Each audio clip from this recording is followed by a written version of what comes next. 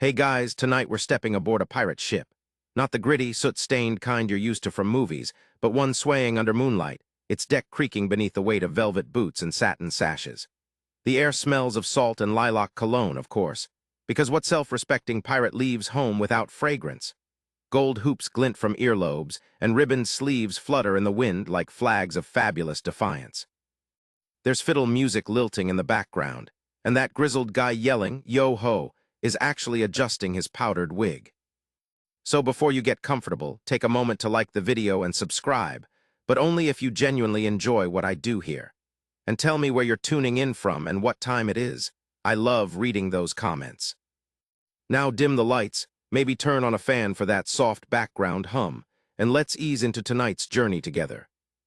You trudge onto the wooden deck of the Rosebud Revenge, a real beaut of a pirate ship, not named after some terrifying kraken or vengeful banshee, but after a flower and a feeling. Not exactly spine-chilling, but that's the point. This ship isn't here to conform to your ideas of gruff, crusty outlaw energy. No, here the planks are scrubbed, the rigging is braided in dyed silks, and the crew wears ribbons. Yes, actual ribbons, dangling from ponytails, tied to belt loops, even sewn in decorative zigzags across faded coats. Pink, teal, crimson, any color you can imagine, and a few you probably can't pronounce. The quartermaster, a wide-shouldered brute with a scar running from his ear to chin, adjusts his lemon-yellow cravat with all the care of a Parisian dandy. And when the wind catches the satin of his coat, you swear it flutters like the wings of a sleepy moth. What's going on here? Why does this ship look like a mobile Renaissance fair had a baby with a drag review? Well, it starts with plunder. When pirates boarded merchant ships, they didn't just grab coins and rum. They took everything. Silk robes, perfume bottles, makeup kits, parasols, even opera glasses. To pirates, these weren't strange baubles. They were proof you'd lived well. Why toss a velvet coat overboard when you could rock it on the quarterdeck and make your enemies question both your fashion sense and your sanity? There's also something about rebellion. Historians still argue whether pirates dressed flamboyantly as an act of protest against the stiff, monotonous dress codes of the Royal Navy. On Navy vessels, uniforms were dull and scratchy, discipline rigid, and individuality punished. But here on the Rosebud Revenge, your outfit could scream, "I'm dangerous and I moisturize." Which, let's be honest, is kind of hot. One mainstream fact most folks miss: pirates were highly international. Ships often housed men from dozens of countries, backgrounds, and traditions, and many came from cultures where ornamentation wasn't just accepted, it was expected. Gold bracelets, dyed fabrics, intricate hairstyles, these weren't eccentricities. They were normal, even masculine. A Portuguese sailor might braid a ribbon into his beard. A former African noble could don elaborate beadwork passed down through generations. Pirates didn't care what you looked like as long as you pulled your weight, and didn't start fights over who stole whose eyeliner.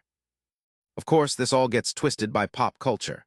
The image we carry, the mud-caked, one-eyed pirate with a hook and a grudge, is a blend of Victorian fear-mongering and Hollywood exaggeration.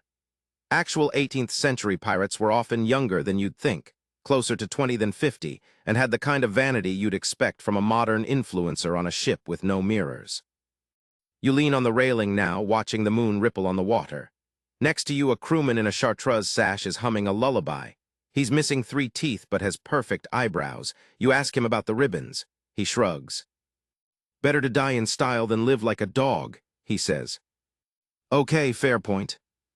And then there's the intimidation factor. Imagine being a poor merchant sailor looking up from your deck and seeing a wave of glitter, lace, and leather charging your way. It's confusing. Are they coming to loot or offer a concert? That dissonance, the surrealism of being attacked by what looks like a glam rock parade, was a kind of psychological warfare. Historians still argue whether that was intentional or just a side effect of theatrical personalities, but it worked. The pirate captain emerges from his quarters. He's tall, dramatically so, and walks like he's got his own wind machine. His tricorn hat is adorned with 3 ribbons, one red for blood, one blue for the sea, and one silver just because it looks smashing, he says. He's not snarling or waving a pistol. He's sipping tea. The cup has a tiny flower painted on it. This, you realize, is pirate culture, a defiant, performative chaos that values joy as much as plunder. Yes, they could be brutal. Yes, they had strict codes. But amid the violence was also softness, a strange, earnest flair for beauty. Maybe it was because death loomed so near that they clung to elegance, or maybe humans just like to be pretty, even when they're pointing a musket at you. A breeze passes through, carrying the scent of sea salt and something floral.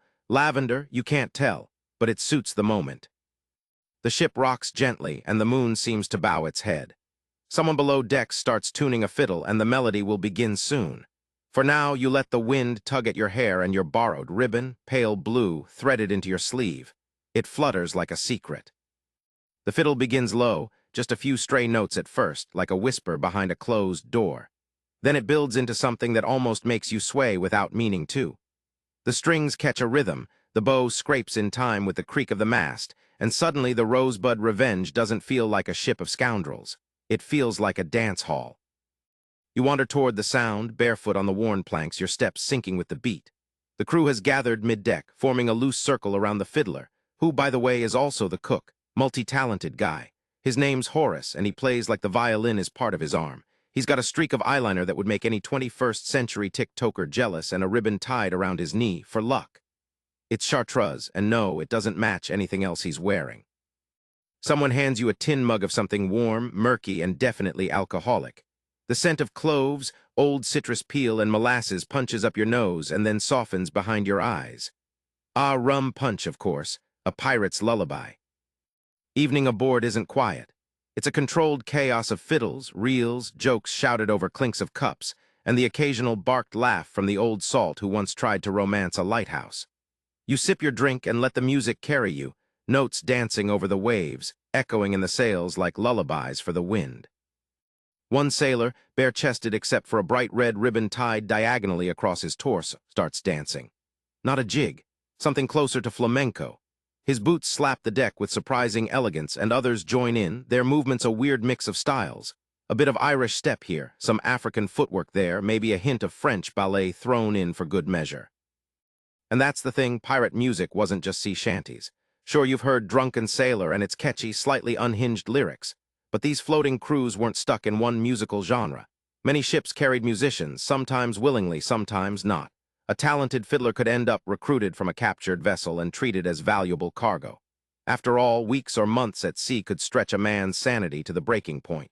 Music kept you human. It also kept you fit. Some captains actually required dancing. Black Bart Roberts, yes, that was his real name, made his crew dance every day with or without instruments. Why? Because it kept their legs strong, their minds sharp, and probably reduced the urge to stab each other out of sheer boredom. There's one curious tale that historians still argue over. Did some pirate ships carry professional minstrels? Like actual bands whose only job was to play music? Some evidence suggests yes, particularly in the Caribbean where connections to Afro-Caribbean rhythms and instruments were strong. Drums, lutes, even marimbas may have been present, depending on where a ship had last docked and who it had picked up, willingly or otherwise. It wasn't just for parties either. Music marked time. The changing of the watch, the start of a meal, the moment before battle. The fiddler might play a haunting tune as cannonballs were loaded, the melody slow and grim, not unlike a movie soundtrack, but real and loud. You close your eyes for a moment. The fiddler's playing has shifted, something more mournful now, slow and stretched like sails in a dying wind. A tribute, perhaps, to someone lost at sea. The dancing stills. The crew lowers their mugs. No one speaks, but they don't need to. The music says enough. Then a sharp trill and a stomp of boots brings it all back to life. You blink and everyone's clapping again. The drink is warming your chest. The stars overhead blink like sleepy lanterns. Someone has pulled out a tambourine. Another sailor uses spoons on a wooden box. A third claps in rhythm using, wait, is that a prosthetic leg? Yes, it is, and it's surprisingly musical. You lean against a barrel and try to imagine the same scene aboard a naval vessel. Couldn't be more different. On Navy ships, music was mostly regulated, bugles, drums, and occasional fife signals. Stiff rhythms, marches, orders cloaked in sound. But here, every note feels like freedom, ragged, irregular, and alive. One crew member sidles up to you, lean, tattooed, with a plum-colored ribbon tucked behind one ear. He grins. Back in Lisbon, he says, I played in the governor's orchestra, wore gloves when I tuned my violin, now look at me. You glance down. His hands are calloused, scarred, missing the tip of one finger, but his grin hasn't faded. Do you miss it, you ask? Nah, music's better when it's loud and slightly dangerous. He spins away, clapping in time. You're left smiling. The rhythm continues, weaving through the sea breeze and flickering lantern light. It's hypnotic the way it pulses with life and salt and memory. Even the waves seem to hum along. And you realize, this music, this dancing, this joy, this is what kept pirates from crumbling into madness during endless months adrift.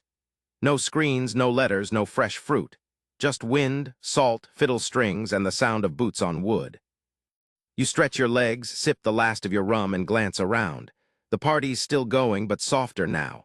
People are leaning on each other, sharing stories. Someone's drawing with chalk on the deck, a crude but charming seahorse with ribbons for fins. The fiddler switches to a lullaby, something gentle and strange and vaguely familiar. It curls in your ear like warm fog. You lie back on a coil of rope and look up at the stars, feeling the ship gently rock beneath you, the music swaying with it. You don't even notice your eyes drifting shut. You wake to the faint tug of a comb against hair, not yours, thankfully, but someone's just outside your vision. A soft whoosh accompanies it, like silk slipping over skin. The sky is pale with pre-dawn light, and the party has dissolved into snores and murmurs, but not everyone slept. On the far side of the deck, beneath a hanging lantern, two pirates are locked in an intense grooming session.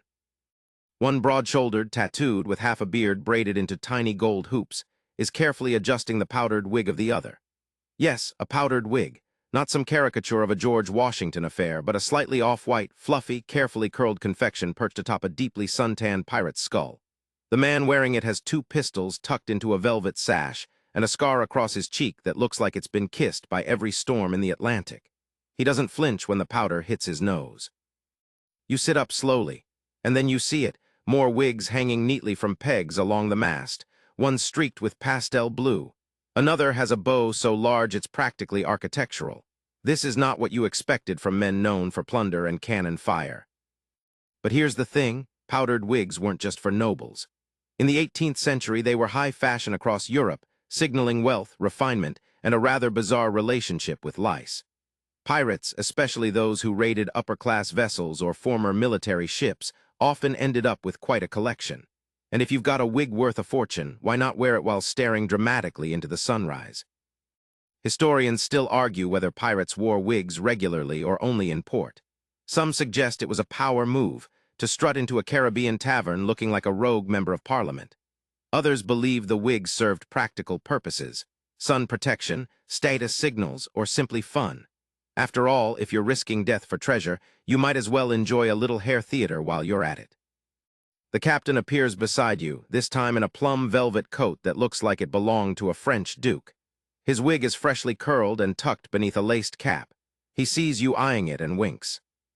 "Better than sea salt in the scalp," he mutters, "and lice don't like powder." That's true, actually. The powders used, made of starch, sometimes scented, deterred pests and masked the, shall we say, funk of months-long voyages. It wasn't just about fashion. It was about survival, with style. The quartermaster strolls by next, holding a small looking-glass and checking the angle of his side curls. He pauses to dab his lips with something from a little tin, rose-colored balm. No shame in that. In fact, many pirates carried cosmetics, rouge for pale cheeks, kohl for eyes, beeswax for split lips. Items stolen from aristocrats' vanity kits became tools of pirate life. There's one particularly quirky account, possibly apocryphal, but historians love to argue about it. That tells of a pirate named Filthy Tom who refused to kill until his wig was properly powdered. Legend says he once delayed an entire raid because his mirror was smudged. Priorities. And yet beneath the vanity lies something else. A sense of identity. When you live outside the law, you build your own rules. The Royal Navy had uniforms. The Spanish Armada had crests. Pirates had wigs, ribbons, and a flair for the dramatic. They weren't just mocking the aristocracy, they were remixing it. One mainstream fact that might surprise you, many pirate leaders had once been military men. Captains, lieutenants, even court musicians who'd gone rogue. Their sense of hierarchy and fashion didn't just evaporate, it adapted. A powdered wig might not scream "Scourge of the Seas," but it did say, "I used to outrank you, and I still do," in panache. You wander below deck and pass a tiny alcove with a mirror nailed to the wall. Beneath it, a chest brims with lace collars, perfume vials, and what can only be described as early versions of blush.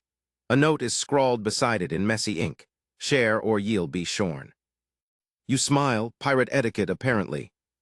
The boudoir vibe continues deeper in the ship.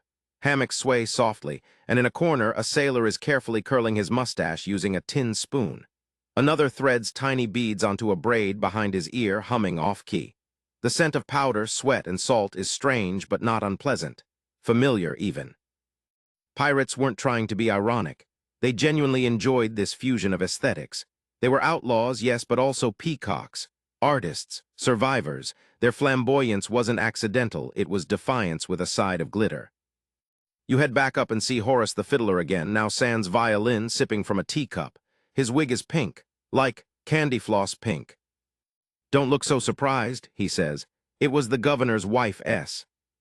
You sit beside him. "Did you steal it?" He shrugs. "Borrowed it permanently." The sea sparkles like polished glass and the sky begins to blush. In the distance, another ship looms, but no alarms ring out. It's too far and you're too drowsy. For now, all that matters is the rising sun, the rustle of powdered curls in the breeze, and the strange, dreamy reality that pirate life could be this. Fabulous. You're still squinting at the horizon, half dazed by the pink wig and the rising sun, when someone tugs your sleeve and points to the mast. There it is, the infamous Jolly Roger, but wait. This version is different. The skull is wearing a ribbon delicately shaded in red, and the crossbones, they're laced with ivy patterns and outlined in gold paint. Is that glitter? Welcome to the lesser-known cousin of the Jolly Roger, the flamboyant, decorative, sometimes even floral pirate flag. A far cry from the grim black banners you're used to seeing in movies, this particular standard flutters in the breeze like a brooding piece of avant-garde art. Historians still argue whether these more embellished flags were ever used in serious confrontations, or if they were primarily symbolic within certain crews. But evidence suggests that many pirate ships, especially those captained by particularly theatrical personalities, customized their flags like calling cards. Your average merchant vessel might panic at the sight of a classic black flag, but imagine the psychological whiplash of seeing a banner that looks like it belongs at a royal masquerade, bearing down on you with cannons at the ready. Pirates, after all, were masters of branding. They understood optics centuries before social media was a twinkle in humanity's pixelated eye. A unique flag wasn't just decoration, it was identity, a warning, a performance. Some crew members aboard the Rosebud Revenge are gathered at the base of the mast now, repainting parts of the flag with deliberate care. One leans in close, carefully touching up the delicate fringe of a stylized skull's monocle. Another debates whether adding roses to the crossbones would be too much. The consensus? Nothing is too much if it makes the other guy hesitate. You learn that pirate crews often had multiple flags. There was the "We're coming" flag, the "Surrender now or else" flag, and occasionally a mock flag designed to mimic the colors of friendly navies, used solely for trickery. But among the most beloved was the personal emblem, unique to the ship or captain. And like everything pirates loved, it was often adorned. One mainstream fact buried in the sea of myth is this: pirates were not, contrary to popular belief, averse to art. Quite the opposite. Ship interiors were sometimes hand-painted, carved, and decorated with symbols of good luck, vengeance, or pure vanity. The flags were just another extension of that need for self-expression. You walk over to a stack of spare fabrics near the deck rail. There's a whole collection of potential flag material: velvet, muslin, brocade. One piece even has sequins. You lift a shimmering corner and glance around. A pirate with a nose ring and a lavender ribbon in his braid nods approvingly. "Was the quartermaster's vest last week," he says. "Now might be the new battle banner." And who says pirates didn't recycle? Still, the question lingers. Why risk appearing less threatening with such whimsical designs? Why not go full nightmare fuel? The answer, you're told with a smirk, is that fear isn't just blood and blades. It's confusion. It's unpredictability. Imagine facing down a ship whose crew is dressed in corsets and satin, with a flag that looks like it belongs in a theater production, and then realizing they're still going to rob you blind and toss your cannons overboard. That disconnect, that's power. The more absurd the image, the more you second-guess what's happening. And hesitation, even a moment of it, can change the outcome of a skirmish. There's one particularly bizarre tale that still makes historians squint. A French pirate ship known for flying a pink banner with a harp and a heart on it. It was so ridiculous that merchant ships reportedly laughed when they saw it, until the cannon fire started. No one laughed after that. You glance up again at the Rosebud Revenge's current flag. The red ribbon on the skull flutters gently, dancing like a taunt. It's beautiful, weirdly elegant, almost serene, and it's exactly what makes it unsettling, because that ribbon is stitched with blood. Not literal blood, though you wouldn't be surprised, but stories, victories, losses, a dozen ports and 100 skirmishes sewn into one piece of cloth. Below it, the crew begins tuning instruments again. A soft drumbeat, maybe a sea shanty to raise morale. The colors of the flag shift in the light. What once looked absurd now carries weight, memory, identity. And isn't that what all great flags are in the end? You wander the deck slowly, trailing your hand along the railing. Bits of old flags hang like ghost streamers in corners of the rigging. One has a stitched outline of a cat, another features a cracked mirror sewn into its center. There's even one with embroidered script that reads, "Lie vivid, die loud." You don't know if that was ever meant to scare anyone, but it definitely makes an impression. As the wind picks up, the main flag unfurls in full, glittering just enough to catch your eye. You swear the skull winks. The breeze that teased the ribboned flag now threads through a half-open chest just outside the captain's quarters. You step toward it out of curiosity, and with one gentle nudge, the lid creaks wider, revealing what looks like the world's fanciest bathroom drawer had a rendezvous with a royal perfumery. Bottles, dozens of them, big, small, corked, stoppered, each with a different hue, shimmer, or label written in a language you definitely can't read. One's filled with an amber liquid that smells like baked cinnamon and regret. Another is a vivid green and sloshes around like swamp water, though its scent is surprisingly floral. This is the pirate's perfume chest. You pick up a bottle shaped like a pineapple and twist the top open. Instantly, you're hit with bergamot and something spicy. Clove, maybe? Someone behind you coughs dramatically. You turn to see a sailor with a single gold tooth and 2 silk scarves wrapped around his head. "That one's mine," he says, wagging a finger. "Trade you for something muskier." You blink. "Why do you even have perfume?" He squints. "Because I don't want to smell like rope and despair." Fair point. Pirates, for all their filth-drenched legends, actually made surprising efforts to smell decent, especially when loot included fine soaps, oils, and perfumes from raided ships. Merchant vessels carried everything from Persian rosewater to French pomanders, and pirates scooped them up like magpies in a jewelry shop. One mainstream historical fact: European aristocrats of the 18th century were utterly obsessed with masking bodily odors. Showers were rare, but scent was status. So when pirates looted ships, they found plenty of fragrance and quickly learned to value it not just as a luxury, but as a barter tool.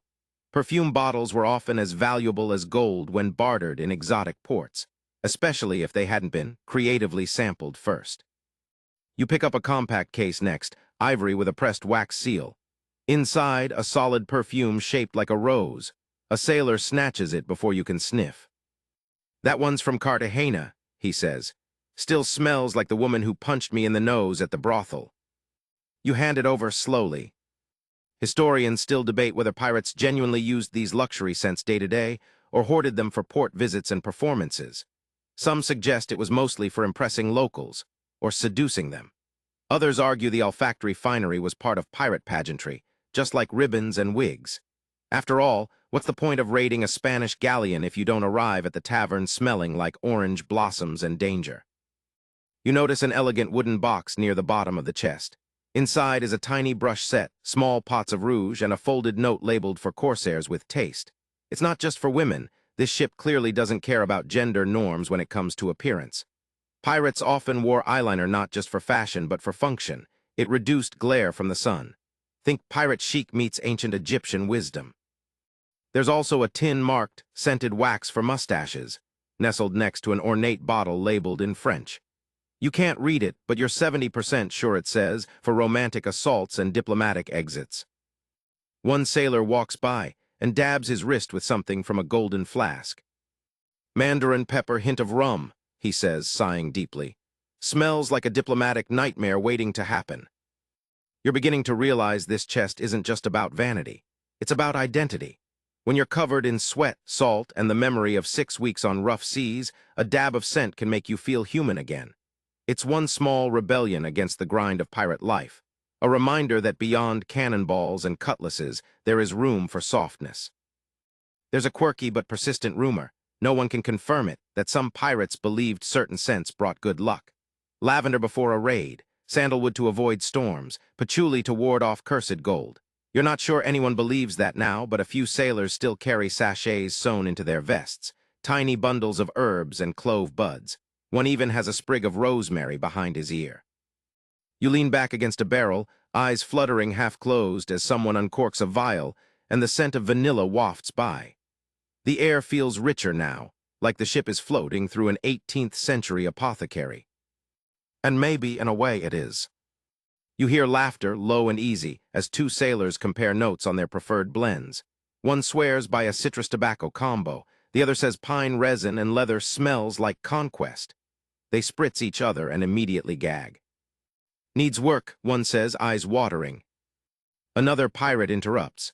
Don't waste the good stuff, save it for the next port when we want to smell like people, not barnacles. You chuckle, then catch a glance of your own reflection in a brass plate. Smeared, sure, but you spot the faintest mark on your neck.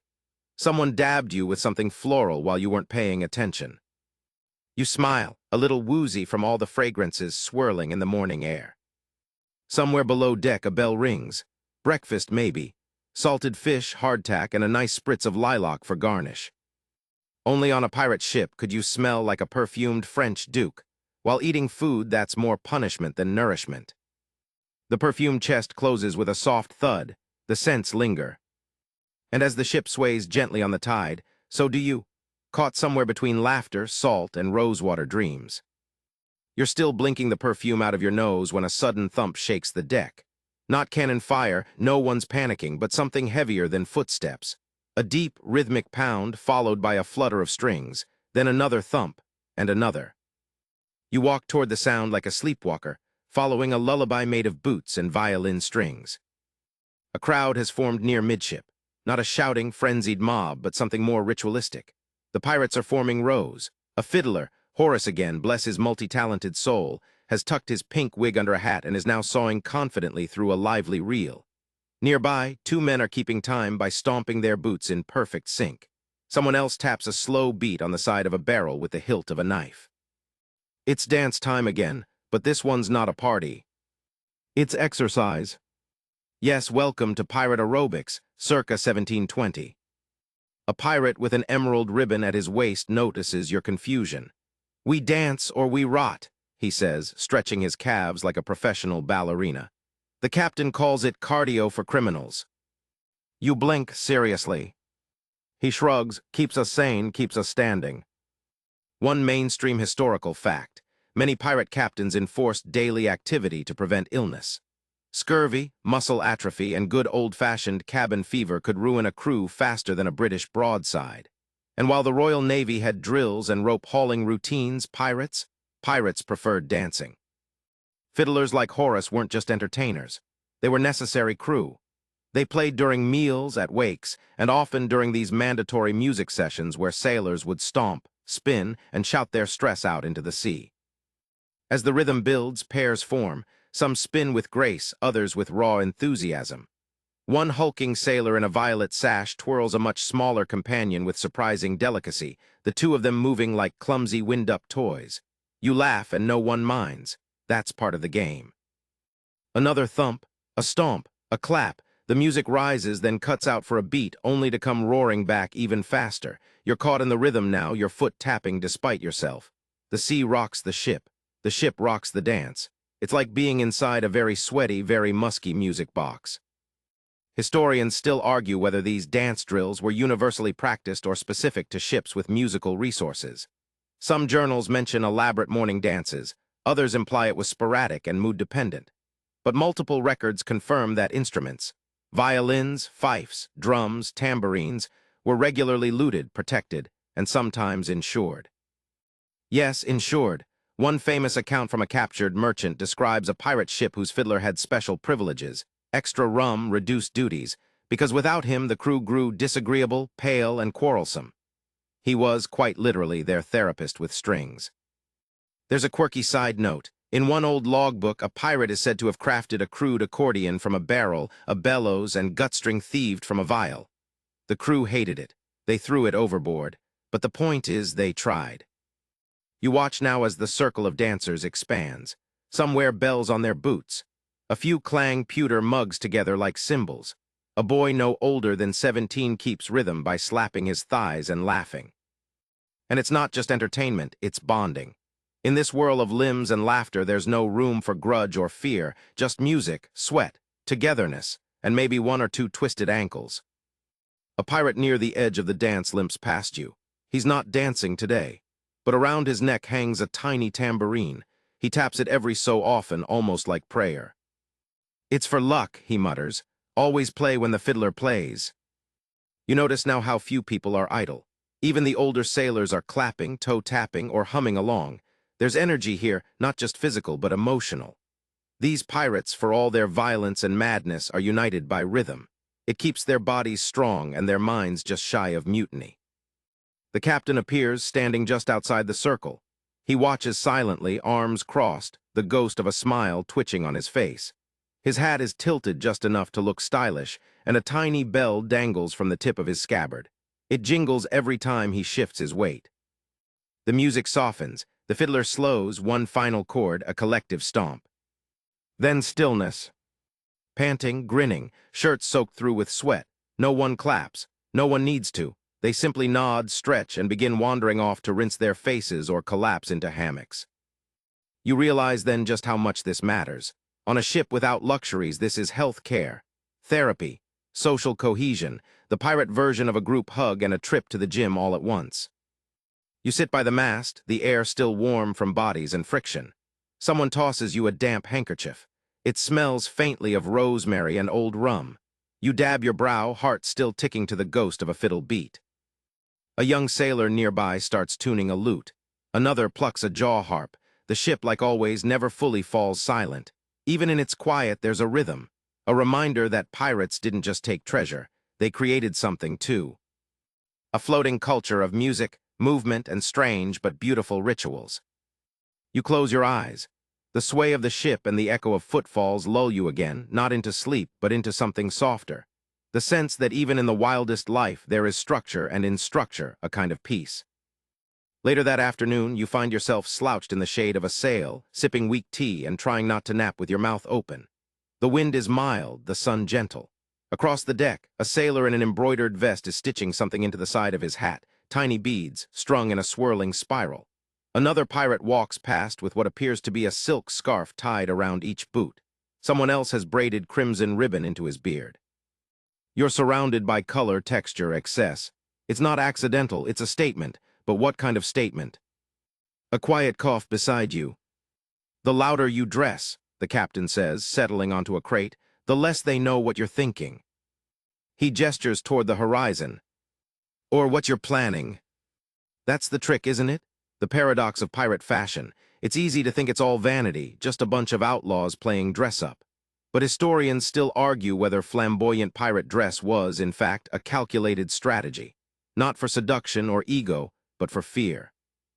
Imagine it, you're a merchant sailor, tired, hungry, barely armed. And over the crest of the waves, you see a ship, fast, gleaming, its crew covered in ribbons, beads, feathers. Their captain is in a crimson coat with a lace collar, and he's drinking wine from a goblet the size of your head. You don't know what to make of them. Are they nobles, madmen, artists? The confusion is the point. Mainstream history confirms that psychological warfare played a huge role in piracy. Pirates rarely wanted to fight. Fighting damaged ships, wasted powder, risked lives. The best-case scenario was for a merchant crew to surrender before the first musket fired. And nothing made someone question their readiness like facing a crew that looked like a traveling opera troupe with cannons. Fear isn't always built from scars and blood. Sometimes it's glitter and confidence. A particularly flamboyant pirate saunters past, wearing a half-cape made of deep green velvet, one side pinned up with a brooch shaped like a swan. He catches you looking. "This old thing," he says, twirling. "Got it off a judge," he screamed the whole time. You're not sure if he's talking about the theft or the tailoring. And yet there's a kind of brilliance in it. If everyone expects pirates to be dirty and drab, then looking fabulous is rebellion. If they expect savagery, then grace is unsettling. And if they expect uniforms, then ribbons are revolution. A pirate sitting near the helm snorts. Flare's not just fashion, it's function, flash blinds. You ask what he means. If I blind M with beauty, he says, they'll never see the knife coming. Dramatic, absolutely, but also practical.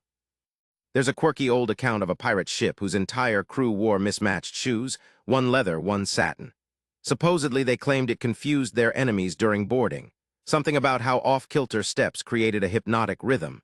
Probably nonsense, or genius, possibly both. Another captain, Red Lace Tom, they called him, was known for his high-heeled boots and obsession with plum-colored cloaks. But what spooked sailors more was the fact that his crew followed strict rules of etiquette before every raid. They bowed, tipped hats, complimented the enemy captain's coat, then proceeded to rob everyone blind. Historians still can't decide whether that was performance or tactical genius. Either way, it worked. You glance down at your own clothes, borrowed, of course. Someone's thrown a sash around your waist and pinned a brooch shaped like a squid to your shirt. You look less like a stowaway now and more like a backup dancer in a Rococo-themed music video. And honestly, it suits you. You begin to understand why they do it, not just for shock or rebellion, but for the way it changes them. Out here, surrounded by nothing but sea and danger, your clothes become armor. Not the kind that blocks swords, but the kind that tells a story before you even open your mouth. The captain gets up, stretching with a groan. His coat billows like a theater curtain. Out there, he says, nodding toward the waves, we're criminals, but on this deck we're kings. You smile, the sea breeze catching your own ribbon, tied awkwardly into your sleeve. It flutters like it belongs there. The crew has started gathering again, some polishing boots, others rearranging their outfits, adjusting pins, restitching torn lace. One sailor gently scrubs his feathered hat with a damp cloth, whispering apologies to it like it's a living pet. You notice someone making a new sash out of what looks like a stolen table runner. Another is threading gold coins into his braid like beads. They're not preparing for war. They're preparing for theater. And every detail matters. Even the parrot overhead, yes, the ship has one, is sporting a tiny ruffled collar. You laugh softly. Then you catch sight of your reflection again in a piece of polished brass, wind-blown hair, a ridiculous sash, and salt-slicked boots. Somehow you look more pirate now. Not because you're armed, not because you're tough, but because you look like you don't care what anyone thinks, and that apparently is the real uniform here. The sky darkens slightly as clouds drift across the sun. Somewhere below deck, someone begins tuning a string again. There will be music soon. And maybe a bit of chaos. But for now, you sit quietly, surrounded by lace and danger, knowing that the louder the outfit, the sharper the blade usually is. You're minding your own business, polishing a goblet that definitely didn't belong to you yesterday when something hops onto your shoulder. You freeze. It chirps. Not threatening, not cawing like a pirate movie parrot, more like cooing. You turn your head ever so slightly and find yourself eye to eye with the ship's parrot. Only this isn't your typical green-feathered squawker. This bird is decked out in a frilly cravat. Yes, a literal miniature necktie, white lace, carefully tied in a knot that would make a duke jealous. Someone has bedazzled the bird. It blinks at you and squawks, "Handsome devil."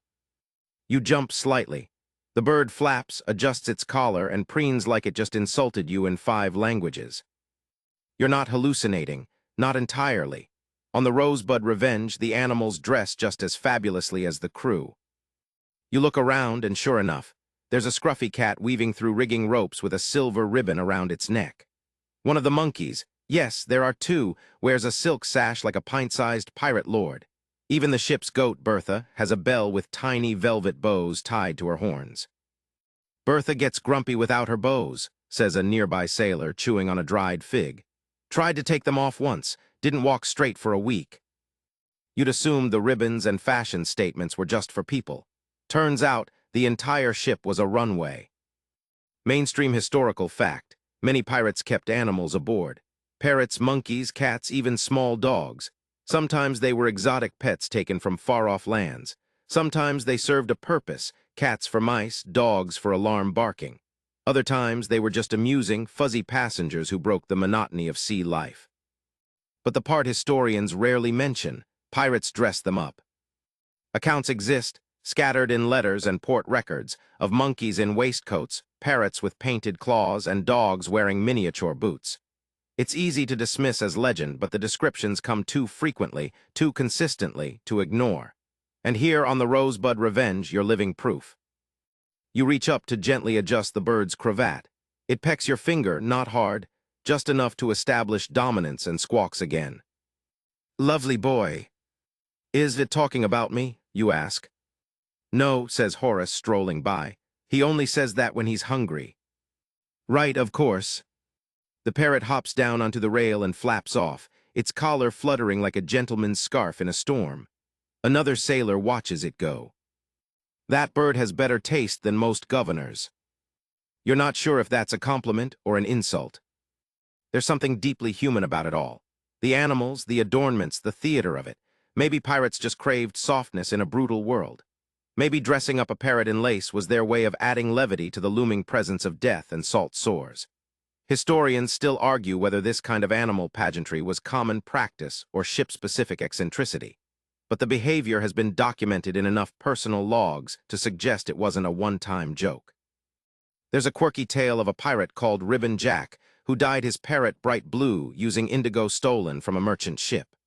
The bird, tragically, molted for weeks afterward, but remained fashionably hued until the day it was accidentally bartered for a mandolin in Nassau.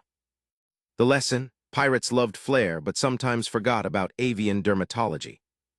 You watch as the ship's monkey attempts to climb the rigging with its sash flapping behind it like a cape. The crew cheers it on. Someone starts a slow drumbeat. Is this monkey theater? You can't tell, but it's definitely entertaining. Below deck, the cat has settled into a hammock, its own, apparently, and is licking its ribbon with great seriousness. One sailor calls it Admiral Buttons and says it outranks half the crew. You believe him. You wander to the edge of the deck, where someone has installed a tiny perch just for the parrot. A little sign beneath it reads, "Sir Reginald Fluffington." There's a water bowl, a mirror, even a small drawer containing various tiny accessories, ribbons, collars, and one disturbingly tiny hat. "Sometimes he insists on a red cravat before raids," a sailor says. "Gets in the mood." You nod, trying not to overthink it. There's something endearing in all of it. A rough, brutal life made a little softer by letting a goat wear jewelry. It's absurd, and that's the point. Because when your entire profession involves stealing, stabbing, and occasionally sinking, sometimes you need a reason to laugh. To name your dog Commodore Fluffy. To knit a scarf for a monkey. To let your parrot judge everyone's outfit from the mast. It's not childishness, it's survival. And as the parrot flaps overhead again, this time squawking, "Smell like fish!" Before dive-bombing a bucket of clams, you realize the animals are just as much a part of this floating theater as the people. The ship rocks slightly as wind picks up and ribbons dance across the deck, human, feline, feathered. A sailor pets the goat, whispering gossip into its ear. The monkey is now wearing one of Horace's spare hats and looks utterly smug about it. And you find yourself wondering if maybe you could fashion a cravat for yourself out of an old sock. Because here on this ship of glorious fools, if the parrot gets to dress for dinner, so should you. The sun dips lower, casting long shadows that stretch across the deck like ribbons of gold and rust. You're leaning on the railing, watching the monkey in a feathered cap chase a rope like it owes him money, when a sudden clatter echoes below deck. Not the usual rattle of dishes or off-key mandolin practice. This is more deliberate, rhythmic, almost choreographed. You glance around. No one seems alarmed. In fact, several pirates are heading below with a certain bounce in their step. One even does a twirl on the stairs, tossing a handkerchief in the air. Curious and mildly bored, you follow. Down in the belly of the ship, the air is humid and thick with the smell of old rum and newer sweat. Lanterns flicker, and then you see it. An open space cleared of crates and rope coils. Lanterns strung from beams like mismatched chandeliers. And in the center of it all, a dance floor. Or at least the pirate version of one. Polished wood planks, a crate set up like a stage, and standing atop it, a fiddler in a ruffled shirt and gold boots, tuning his instrument with the gravity of a man about to host a royal ball. You blink. A few pirates are stretching in the corner. One is applying what looks suspiciously like powder to their cheeks. Two others are whispering and trying not to laugh while adjusting each other's sashes. Then someone claps 3 times and a hush falls over the room. This, you realize, is no random dance. This is an event. A pirate in a cerulean waistcoat steps into the center.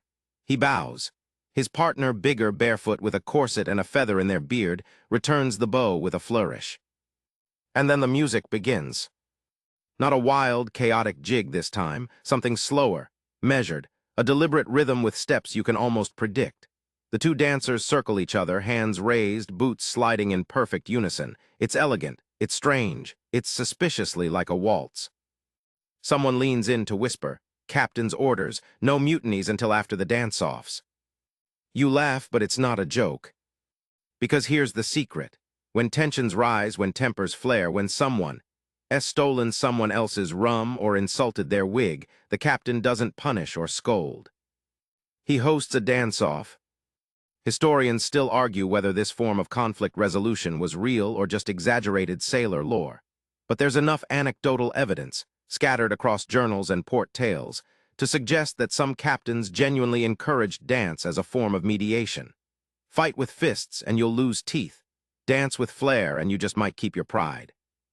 One mainstream record describes a ship where duels were banned, but exhibition of movement was permitted. The crew members reportedly voted on winners, and the loser had to swab the latrines for a week. Brutal, but with dignity. Back in the makeshift ballroom, another pair takes the floor. This time it's faster, boot slaps and hip swings, some tap footwork, a twirl that ends with one pirate posing like a sleepy matador. The crowd erupts in cheers. You edge closer and catch snippets of commentary. "He's been practicing with Bertha the goat. She's brutal on timing. Watch her spin. That's the Port Royal pepper grinder. She learned it from a retired smuggler. Did you see that slide? That's full banana peel flair." There's a quirky tidbit involving a pirate called Swooping Clara, who once ended a mutiny by challenging the would-be usurper to a tap-off.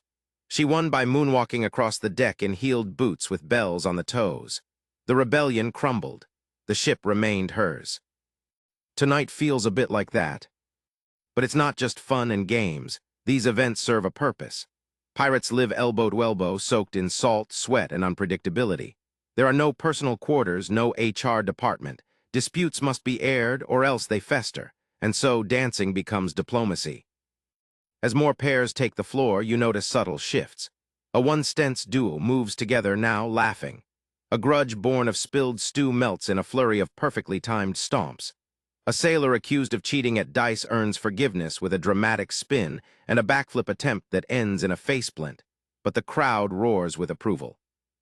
The air grows warmer, music faster. Someone adds a tambourine. Another brings out a pair of spoons. The fiddler's bow is a blur. You're clapping now, swept up in the momentum, part of the audience, and yet not quite separate from the madness. Then the captain himself steps forward. The room stills. He bows, not too low, not too cocky, just enough to make his lace cuffs flutter. His opponent, the quartermaster, twirling a cane and grinning like a fox in silk slippers. What follows is not just a dance. It's theater, comedy, combat. The two men duel with steps, flicking their boots and spinning in tight circles. The captain mimics a dramatic feint. The quartermaster answers with a cartwheel that definitely shouldn't be possible at his age. And when it ends, they freeze in mirrored poses. Thunderous applause. You're breathless, despite not having moved an inch. This, you realize, is how the ship stays afloat, not just through wind and sails, but through rhythm, expression, release. As the fiddler slows into a closing lullaby, the pirates begin to drift out of the room in 2s and 3s. No one speaks of grievances now. Only footsteps echo, soft and satisfied, against the planks. You linger, watching the last candle gutter. Somewhere above deck, the monkey shrieks. Maybe it wants a turn. You smile, heart still thumping to the echo of a drum. Because here, deep in the belly of a pirate ship, under beams strung with lanterns and old secrets, the only real weapon is rhythm. And sometimes that's enough. You find yourself back on deck just in time to catch the crew unloading crates, not of weapons, not of salted meat or cannonballs, but of fabric. Rich, shimmering cloths, brocade, velvet, damask, and silk so thin it looks like moonlight spun into thread. The sailors handle it with surprising reverence. One crate bursts open, spilling a cascade of pale green silk across the deck. It glows in the morning light. Waistcoats, someone mutters, eyes gleaming, and good ones. There's a murmur of excitement in the air, like children tearing into birthday gifts, if those children happen to be weathered, ribbon-wearing outlaws. You sidle closer and peek into another crate. Inside, stacked like folded treasure, are elaborately embroidered waistcoats, florals, stripes, birds, and strange geometric patterns stitched in gold. Some have velvet trim, others feature pearl buttons or loops of lace. One even has a tiny map sewn into the lining. You're drooling, someone says. You wipe your chin with as much dignity as a person surrounded by lace can muster. This isn't just vanity, it's currency. Mainstream historical fact.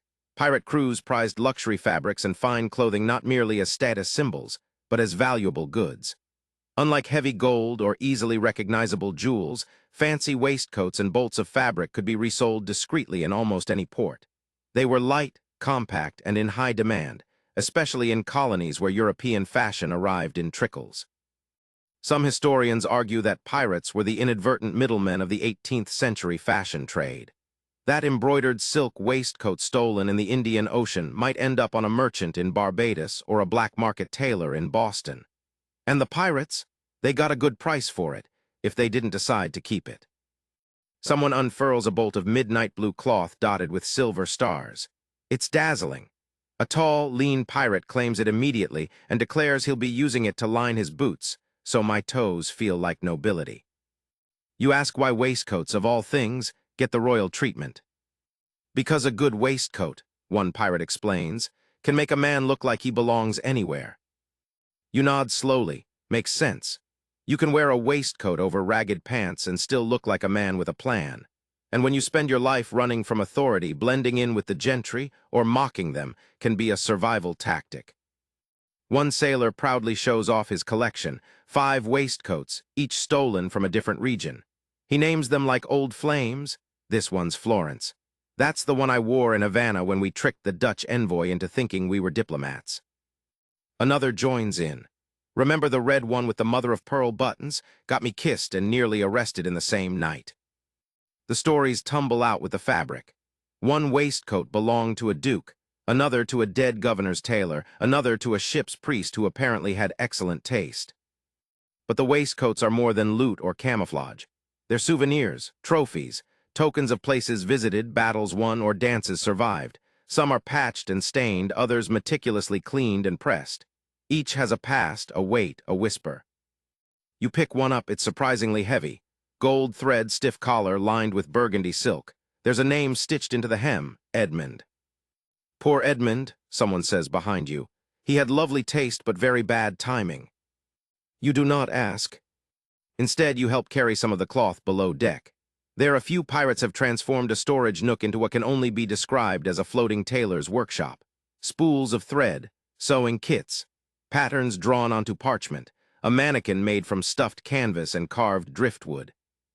One man, shirtless, covered in tattoos and chewing licorice root, sits at a stool, hemming a sleeve with the focus of a surgeon.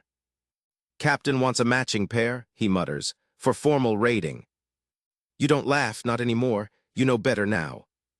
Historians still argue whether pirates really wore the expensive loot they captured or kept it only for trading. But personal journals and rare eyewitness accounts hint at a deeper truth. Pirates dressed up not just to impress or resell, but to reclaim. To take the riches denied to them in their previous lives, lives as indentured servants, abused sailors, escaped slaves, forgotten sons. One quirky tidbit: some ports became known for pirate tailors, men and women who specialized in altering stolen finery to better fit the very people who stole it. It was an open secret. Everyone benefited. Even the governor's wife might turn a blind eye if the right bolt of silk appeared in her parlor. Back on deck, the waistcoat parade has begun. Pirates strut past in mismatched finery, one in lime green with peacock feathers, another in dusty rose, walking like he owns the moon. The monkey has donned a ruffled vest and is attempting to outpose everyone. You can't help it. You find one that fits, too tight in the shoulders, loose in the chest, but striking. Deep emerald with tiny embroidered ships along the hem. Now you look like you've sunk 2 navies, someone quips. And maybe you do. Because on this ship, your clothes don't just tell people who you are. They tell them what you've survived. Later that evening, as the last threads of sunlight dissolve into seafoam, you're invited, or rather, summoned, to a small gathering in the gun deck. You follow the flickering glow of lanterns strung along the beams, ducking between hammocks and crates until you reach a corner curtained off with embroidered shawls and satin sheets. It's quieter here, almost reverent. A pirate with coal-rimmed eyes gestures for you to sit. Tonight, he says, you learn how to disappear. You're not sure if this is a threat or a tutorial, but you sit down anyway. In front of you is a pile of clothing, not the flamboyant waistcoats or gaudy sashes of earlier. These are practical, neutral colors, men's and women's garments, layers, scarves, bonnets, gloves, and what looks suspiciously like a corset.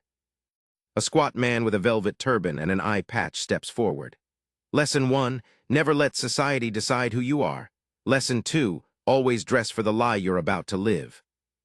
This, you realize, is the art of pirate disguise. Mainstream fact, pirates often relied on deception as much as firepower. Ships were repainted. Flags changed daily. And when ashore, pirates slipped into whatever costume best suited survival: merchant, soldier, noble, servant. Gender, rank, identity, all negotiable.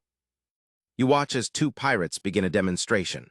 One, tall and grim-faced, removes his coat and in under a minute becomes a perfectly convincing widow. Shawl, powder, a limp that seems more performance than ailment. The other, a wiry man with calloused hands, dons a corset, bonnet, and straw basket and transforms into what you'd swear was a tea seller from Lisbon. They move like actors in a silent play, switching roles and garments with a fluency that speaks of long practice. Their audience nods in approval. Historians still argue whether gender disguise aboard pirate ships was as common as some legends claim. But several famous cases stand out: Mary Read and Anne Bonny, most notably, who dressed as men not just for protection but for power. They fought, bled, and swore like any other sailor. And when they needed to vanish, they returned to skirts and vanished into towns that never suspected a thing. You're handed a bundle, a long cloak, a lace-trimmed scarf, and a pair of soft leather boots. Try, says the turbaned man, be someone else. You hesitate, but eventually you drape the cloak over your shoulders, wrap the scarf around your head, and tuck your chin low. Your stance shifts. Your walk softens. You cross the room and turn, and suddenly you feel it. You don't look like you anymore. You look like someone you wouldn't even notice on a busy dock. Applause. Not bad, someone says. A bit too tall for a seamstress, maybe a widow. Widows get left alone. A young pirate steps forward next. She's wearing boots too big for her and a pistol tucked into a corset that fits like a joke. But her scowl is real, and her stride says she could outrun anyone questioning her disguise. She winks at you. Sometimes I dress as a boy, she says. Other times I dress as someone too scary to question. There's a quiet pride in the room. These are not just games. These are survival tactics. Because when the law is after you, when your name means hanging, disguise is more than a costume, it's a second life. One pirate shows off a reversible coat, navy blue on one side, merchant beige on the other. This side buys me drinks, he says. That side gets me out of taverns without a knife in my back. Another points to a necklace. Looks like jewelry but twisted, and it's a lockpick. Learned that from a barmaid in Havana. Or was it a duke in disguise? I forget. There's a burst of laughter. And then the stories begin. One tells of a captain who disguised his whole crew as actors to evade capture in Port-au-Prince. They performed Shakespeare on the docks while their cargo was quietly sold off behind the curtain of a makeshift stage. Another swears she once passed as a midwife in Jamaica for 2 months while her ship waited offshore. Delivered 3 babies, named one Gunpowder. A particularly scruffy man with a silk eye mask says he once seduced a customs officer while dressed as a noblewoman, then escaped wearing the officer's own uniform. He still writes me letters, he sighs. There's a quirky tale of a pirate who dressed as a nun, only to be offered sanctuary in a convent. She stayed for 6 months, taught music, then disappeared one night with a small fortune in donation silver. As the stories continue, the room fills with laughter, admiration, and a shared understanding. To survive in this world, you must be many things: a thief, a dancer, a liar, a ghost. And sometimes, a woman in heels with a dagger up her sleeve. You remove your borrowed cloak slowly. You feel different now, not just disguised, but expanded. Like you've met other versions of yourself, ones that could walk into a city and vanish at will. The turbaned pirate claps you on the shoulder. Remember, he says, you're never just one person, you're whoever you need to be. And as you step back out onto the deck, the wind catches the edge of your scarf and lifts it like a flag, silent, secret, and full of stories. The next morning begins with cannon fire. But not the loud, battle-hardened kind. No, this one sounds like someone dropped a cast-iron skillet onto a pile of coconuts, which, in a way, they did. You jolt awake in your hammock, the smell of sea and citrus oil still clinging to your skin, and stumble topside, barefoot, groggy, and wearing someone else's silk nightshirt. The deck is strangely quiet except for a few snickers from nearby sailors and the captain's unmistakable voice barking from the far end of the ship. Who moved my snuff box, and why are there tea biscuits in the cannon hold again? You peer around a sail and find the captain standing in his private quarters, or what remains of them. His writing desk has been pushed aside, the floor strewn with lace doilies, ink pots, and the exploded remnants of what was once a rather elegant boudoir. Yes, a boudoir. Turns out beneath the cannon deck, the captain has converted a private chamber into what can only be described as Versailles by the sea. There are velvet curtains, gold-fringed pillows, a full-length mirror framed in mother-of-pearl, and most absurdly, a tiny indoor fountain bubbling faintly in the corner. The captain notices your stare and sighs. "Don't look so surprised," he says, tugging at his cravat. "A man needs his sanctuary." You step inside, hesitant. The floor is uneven but polished. The scent is a soft swirl of rosewater and pipe smoke. There's a wardrobe, real wood, not rope and crate cobbled together like the rest of the ship, and inside you glimpse hanging garments in every shade of vanity. Brocade coats, embroidered gloves, velvet slippers, even a cape thick as winter fog trimmed with fox fur. "Stole that from a Danish ambassador," the captain says proudly. "Didn't miss it until he reached Cuba." Mainstream historical fact. Some pirate captains, especially successful ones, carved out surprisingly ornate quarters for themselves. Unlike naval ships, where space was strictly regimented and often miserably austere, pirate vessels operated on their own terms. Captains who commanded loyalty and luck could afford comfort, and many chose to surround themselves with the very luxuries they risked their necks to steal. But this is a full-blown salon. On the wall, there's a portrait of the captain himself, shirtless, posing beside a globe. You can't tell if it's parody or narcissism, possibly both. He gestures to the writing desk, where neatly stacked letters sit, each sealed with wax and tied with ribbon. "Correspondence," he says. "Old lovers, new enemies, you know how it is." You do not, but you nod anyway. He pours tea into a porcelain cup, the kind with hand-painted violets, and offers it to you without irony. "We might be monsters," he says, "but we needn't be uncultured."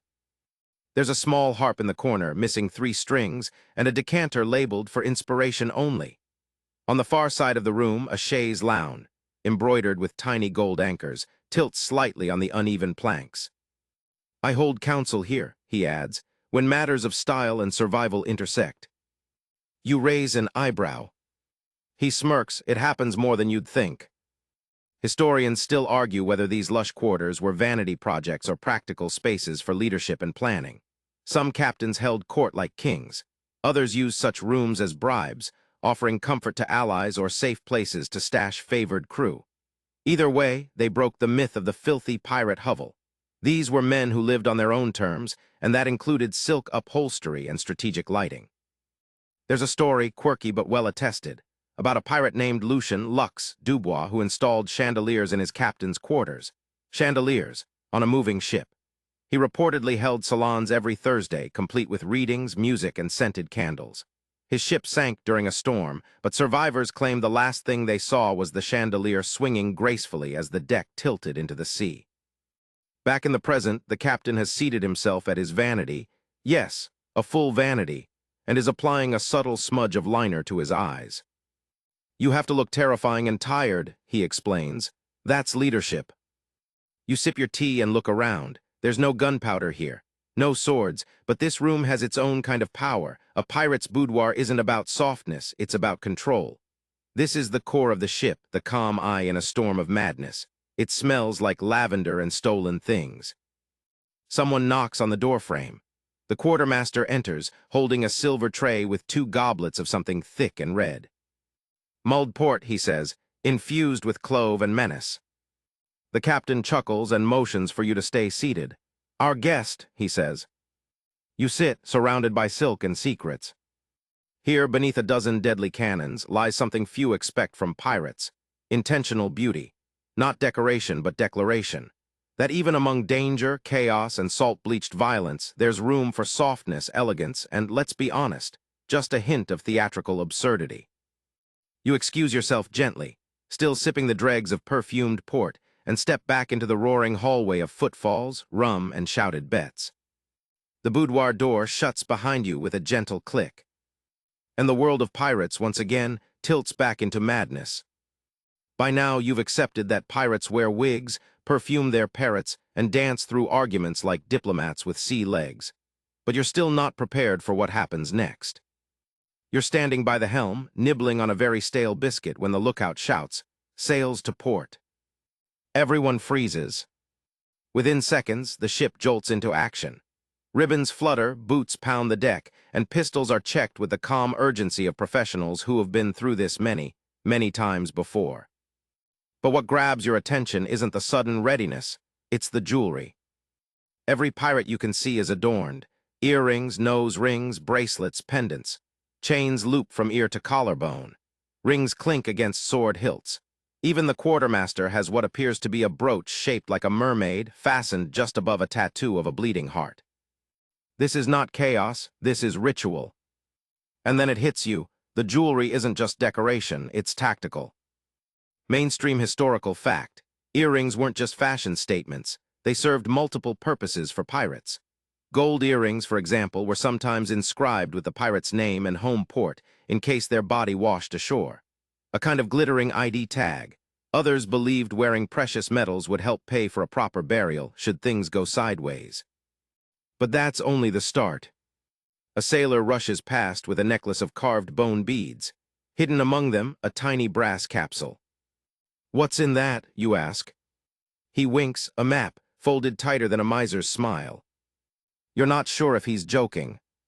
You follow him toward the armory, a word used generously, since it's really a storage closet filled with blades, powder, and a suspicious number of silk gloves. Along the way, you notice more peculiar details: rings with hollow compartments, pendants shaped like keys, bracelets marked with strange runes. One pirate has a chain that doubles as a flint striker. Another wears a necklace of buttons that, when twisted the right way, pop open to reveal tiny rolled scrolls. Historians still argue whether this kind of functional jewelry was widespread or limited to eccentric crews like this one. But several recovered artifacts, now sitting quietly in museums, hint at deeper meaning. A silver ring with a compass etched inside, a brooch that hides a lockpick, even hairpins sharpened into deadly needles. There's a particularly strange tale about a pirate known only as Inknell. She wore a single, massive earring shaped like a quill. It wasn't just for show. Hidden inside was a hollow chamber filled with indelible ink and a miniature parchment scroll containing her will. She reportedly changed it weekly, depending on who she'd argued with last. You're pulled out of your reverie by a sailor who tosses you a necklace. "Put that on," he says. "If things go bad, pull the bead with the black stripe." You blink at it. What happens then? He grins, depends how much you weigh. Before you can ask for clarification, the ship rocks. Not from cannon fire, but from the shifting wind as your crew adjusts course. The approaching sails grow larger, still distant but real. And suddenly, the jewelry makes sense. It glints in the sun like bait. Distraction. A glittering, jangling, shimmering wall of chaos. If you're watching a pirate's earring swing wildly, you're less likely to see the knife he's pulling from his boot. You spot the captain now, his cuffs rolled up, a necklace of tiny silver daggers strung tight against his collar. Decorative? Yes, but one of the daggers is missing from its loop, and you know without asking where it went. Even the monkey S in on it, its tail ringed with copper hoops that, if you look closely, form a pattern. Morse code, coordinates, or maybe just flair, hard to tell with monkeys. One sailor adjusts his belt and you realize it's actually 2 chained lockets, both holding flints for his pistols. The more you look, the more you realize the entire crew is armored in aesthetic. Their accessories aren't just style. They're utility, camouflage, insurance. You feel underdressed in your single borrowed sash and sweat-stained linen. Need a bit more sparkle, someone tells you, fastening a pin shaped like a starfish to your collar. For morale. There's a quiet intensity now. The crew waits, watching the distant ship. No one speaks loudly. The air tastes of salt and tension. And then, just as quickly, the approaching sails shift course, moving away. A collective breath. The danger passes. No battle. No need for glittery distractions or locket poisons or map beads. Not today. But the jewelry stays on. You sit back, heart still thudding, and notice that even during the calm, pirates toy with their trinkets. Spinning rings, polishing pendants, clicking bracelets. It's nervous energy, but also connection to stories, to victories, to people long gone. One sailor notices you watching his earrings. "These belong to my brother," he says quietly. "He wore M till the day we took Havana, then he wore them no more." You nod. It's not just about style. It's memory, identity. And when you live in a world where names can change and alliances vanish with the tide, sometimes the only consistent thing is what you wear around your neck. You awaken the next morning to a strange, almost ghostly sound floating over the sea, not the creak of sails or the gulls cackling like dockside gossips, but music. Real music. Layered, harmonized, orchestral. You sit up, groggy and confused, and glance around. The deck is abuzz with excitement. Pirates rush past with unusually clean shirts, faces freshly washed, ribbons straightened with what appears to be care. One even applies a touch of rouge and a shard of mirror, puckering like he's about to meet a duchess. "Where's the fire?" you ask. "No fire," someone grins. "We're in Tortuga." Tortuga, the name alone makes your bones buzz.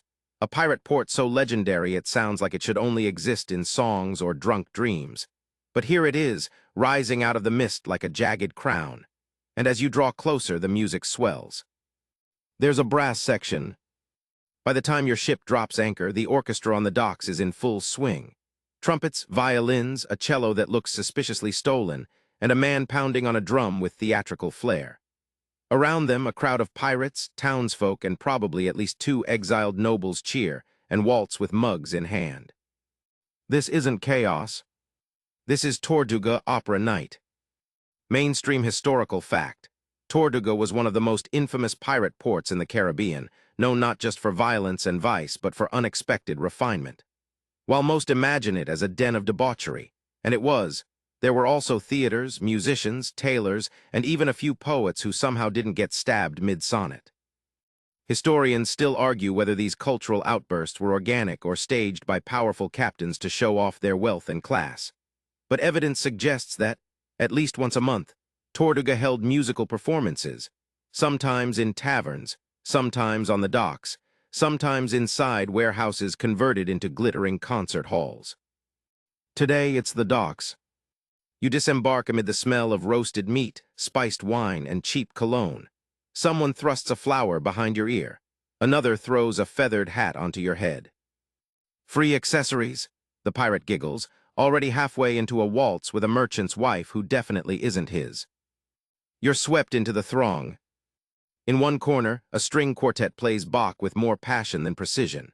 In another, a man plays spoons so fast you're pretty sure he's setting them on fire through friction alone. Further down the dock, 2 women in gowns fashioned from sailcloth perform a duet about betrayal, treasure, and goat theft. You blink.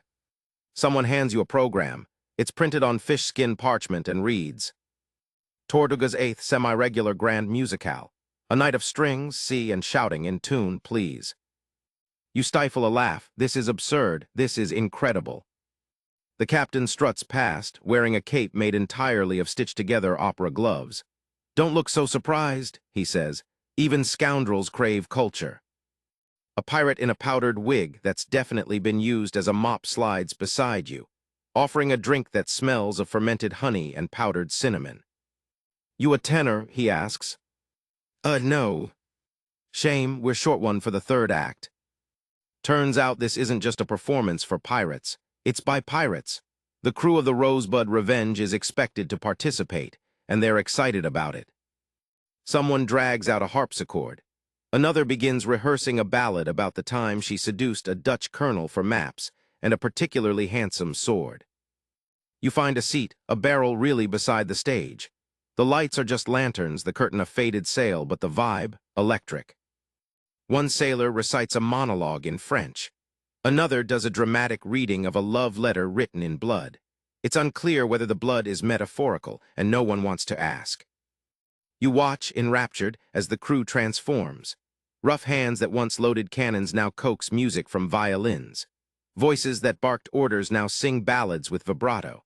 A pirate you've only heard swear inventively now delivers a flawless falsetto that would shame a choir boy. There's a quirky legend that one pirate crew disguised themselves as an orchestra to board a Spanish fort. They played Mozart on stolen instruments, snuck in among the guests, and overthrew the governor during the intermission. The story ends with applause and looted wine. Is it true? Probably not, but here anything feels possible. You're pulled on stage for the finale, not to sing. They learned their lesson after the last guest's attempt, but to help unfurl a giant backdrop painted with stars, ships, and a ribbon-wrapped cannon firing roses. The crowd roars. A final chord echoes out over the bay. Silence, then thunderous applause, mugs slammed on barrels, feet stomping, voices howling. Someone throws their wig into the air. Another faints from joy or brandy or both. You sit down, breathless, overwhelmed, deliriously amused. And for a moment, it hits you. These pirates, these outlaws, these oddballs in sashes and sequins, they aren't just surviving. They're living, loudly, musically, unapologetically. You smile, already humming the tune of the last song as you make your way back toward the ship. The music lingers, even as the docks grow distant, the lights dim, and the stars above reclaim the stage. Back aboard the Rosebud Revenge, the ship sails quietly under a velvet sky. The air is cool, calm, perfumed with wood smoke and the ghost of opera arias still clinging to your ears. You're lying on a crate near the stern, staring at the stars, wondering how anything this ridiculous could also feel so comforting. A soft creak nearby, you glance sideways. Two pirates are leaning over a crate, very seriously applying something to their faces in the moonlight. Powder, maybe? No, that's mascara. One is using a tiny brush, carefully sweeping color across his lashes. The other's dabbing something shiny on his cheekbones with his pinky. You tilt your head, getting dolled up for the fish. They grinned. Always look your best in case you die, one says, not unkindly. The other winks. Also, it keeps the salt from cracking your skin, practical and dramatic. You sit up intrigued. Welcome to the overlooked world of pirate skincare and makeup. Mainstream historical fact. In the 18th century, makeup was not a strictly gendered activity. In many European societies, especially among the elite, men regularly powdered their faces, rouged their cheeks, and even wore subtle eye enhancements. Pirates, especially those who looted from the upper crust, adopted these habits with enthusiasm and, let's be honest, a bit of creative flair. But on pirate ships, cosmetics weren't just fashion statements. They served multiple functions. Powder could help with sweat. Kohl protected the eyes from the sun's glare, similar to how ancient Egyptians used it. Lip balms and waxes prevented painful cracking, especially after weeks of salty wind and dry rations. One sailor shows you a tin labeled Dead Man's Dew. Inside is a shimmering balm that smells of mint and beeswax. Keeps my lips from falling off, he says cheerfully, applying it with practiced precision. Historians still argue whether makeup aboard pirate ships was purely aesthetic or also symbolic, signaling rank, alliance, or reputation. Some sources suggest the flashier your face, the more feared you were. Others claim the captains enforced minimal hygiene codes, especially before arriving in port, so as not to terrify the locals too much. A few pirates had signature looks. One wore heavy white powder and crimson eyeshadow, said to mirror a death mask. Another, Captain Violetta, was known for star-shaped face paint and shimmering violet lips. There's even mention of a pirate who painted tiny ships across his cheeks, one for every vessel he'd sunk. His face was practically a nautical chart. You follow a group below deck where a mirror has been nailed into a post beside an old lantern. Around it, a makeshift vanity. Brushes, pastes, oils, charcoal sticks, even a few dried flowers for scent. Only rule, someone tells you, is don't hog the mirror. Another pirate is currently using it to draw a single black line down the bridge of his nose. Intimidation, he explains, or fashion depends on who's watching. There's a peculiar intimacy to the space, a place where pirates, hard and sunburnt and often bruised, come to make themselves into something softer or stranger, to take control of how they're seen. One sailor quietly applies gold dust to his temples. "For luck," he whispers, "and for her if she's watching." You don't ask who her is. Another pirate leans over and starts outlining a small heart beneath your eye with charcoal. "Trust me," she says, "it makes you look dangerous and tragic." A good look, apparently. There's a quirky tale about a pirate who once wore blue paint from forehead to chin. When captured, he insisted it was war paint inherited from his ancestors. The truth? He just liked the color and thought it matched his coat. Still, it terrified an entire Spanish garrison into surrendering without a shot. You spot Horace the fiddler by the lamp, applying silver shimmer to his cheekbones. He notices your stare. "Stage lights," he says. "Even moonlight deserves a little drama." It's not vanity, it's expression. When you live in filth, surrounded by danger, disease, and the constant threat of being stabbed over a stolen biscuit, painting your face becomes rebellion. A way to say, "I exist, I choose how, and I'll glitter if I damn well want to." Back above deck, the wind has picked up. The crew moves with quiet efficiency, adjusting sails, checking ropes, but now you see it differently. Not just rough men and women doing a rough job, but performers, warriors, mythmakers. The moonlight catches on their shimmered faces, their rouged cheeks, the dark coal rimming tired eyes. And you. You rub the tiny charcoal heart beneath your eye and feel a strange pride settle in your chest. You might die tomorrow, but tonight your eyeliner is sharp enough to cut through sea spray. You don't expect music during a naval assault. You really don't expect this kind of music, haunting, raw, almost beautiful. It begins low, a lonely drone from the fiddle's lowest string. Then comes the rhythmic beat of a drum, slow and steady like a heart reluctantly waking. Someone hums. The hum grows into a chant, no lyrics, just sound, layered and rising. The crew is preparing for battle, and they're doing it to a soundtrack. You grip the railing as the outline of another ship darkens the horizon. She's large, armed, flying the wrong flag. The Rosebud Revenge is picking up speed now, sails puffing like lungs filling with righteous fury. Below your feet, pirates are tying on boots, tightening belts, whispering to themselves. But no one yells. There are no roars of vengeance or sharpened threats hurled into the wind. Just music. Mainstream historical fact. Pirates didn't always fight in silence. Many carried musicians, fiddlers, drummers, even flute players, whose job it was to stir the blood, steady the hands, and fill the space between fear and frenzy. Music became ritual, a way to ease into violence like slipping into cold water. Historians still argue whether this was a widespread practice or confined to more eccentric crews. But personal journals, ship logs, and enemy accounts mention ghostly melodies, battle hymns, and unholy noise more than once. There's a particularly unsettling tale of a crew that played the same lullaby before every raid. A soft, sweet tune about a sleeping child. Survivors of their attacks described hearing the melody before seeing the ship, like a nightmare arriving on a breeze. Back on deck, the Revenge draws closer to her target. Still no cannon fire. The captain stands at the prow, arms crossed, expression unreadable. His coat flaps in the wind. Around him, his crew hums and taps and tunes. One pirate cranks a hurdy-gurdy. Another plays a wooden whistle carved with runes. The rhythm builds, not fast, not frenzied, measured, almost ceremonial. And then it happens. The fiddle strikes a sharp, descending run. The drums thunder, and with a roar not of rage but of performance, the pirates launch into battle. Ropes fly, hooks grip, feet land hard on enemy planks. You're swept along, half falling, half diving, heart pounding in time with the drumbeat now echoing in your ears. Around you, chaos, shouts, steel on steel, but the music never stops. Somehow the fiddler keeps playing. Maybe it's Horace, maybe it's someone else, you don't know anymore. A sailor with crimson cheeks and a star-shaped scar across his temple swings a saber with one hand while shaking a tambourine in the other.